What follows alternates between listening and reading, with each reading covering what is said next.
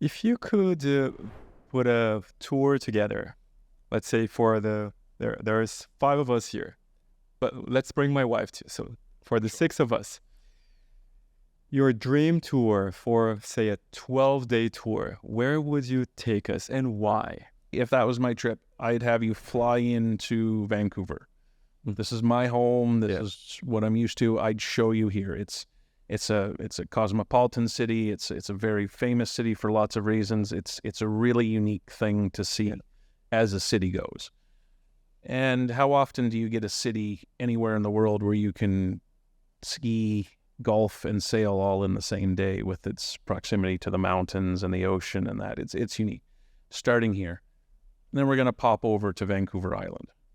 And I'm going to show you Victoria and the capital area and Saanich Peninsula and those areas because it's the capital city of the province. It's an older city. It's got a different vibe than Vancouver. We'll pop up to Souk and Port Renfrew and those areas. Start to show you some of the large, massive trees and forests that are there.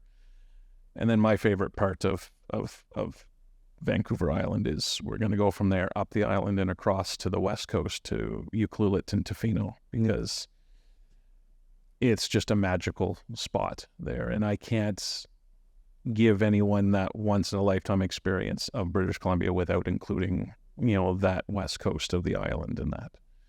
And then from there, we'll pop back over to the mainland and we'll head up to the interior, Kelowna, the Okanagan region, Kamloops, those areas. It's warmer, it's drier, it's a very different style of geography in that area. You cross, into the Coast Mountains, into the wine country and such. Great food, great drinks, beautiful landscapes, the largest lake in the province. And Revelstoke, which is a little bit further north, and you're starting to get through another one of the multiple mountain passes that are between Vancouver and the Rocky Mountains itself, the Selkirks, the Monachees, beautiful in their own rights. And from there you cross up into Golden, and then you start to see the Rockies. And the Rockies, they straddle the border between British Columbia and Alberta and the Columbia Valley Plateau when you first come down, and you just see this massive valley that's with two giant mountain peaks and ranges of peaks going through. It's just on a scale that you can't comprehend, and it's so cool to see. And from there, you've got your Banff, your Jasper, your Lake Louise. I love taking people down to Waterton National Park, which is often overlooked. It's in the southern part of the Rocky Range. It's right on the border with Montana. So it's kind of Alberta, British Columbia, Montana, that area. Beautiful national park that's there. And then we'll end eventually in Calgary, and then you can fly out from there. So we'll do everything British Columbia, and then we'll leave you leave Alberta. I know all this place except to the last park you mentioned, but that's a lot of driving. It is. Right? A loop like that is How many thousands?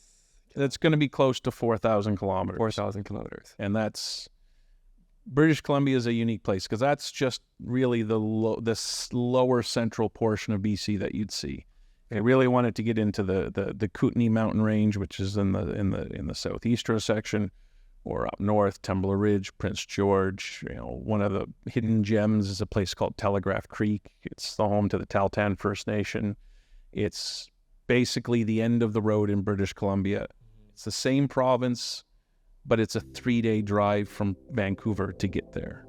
And it's stunning locations that are off the beaten path. That I always try to be able to suggest to people to go to and visit these smaller towns.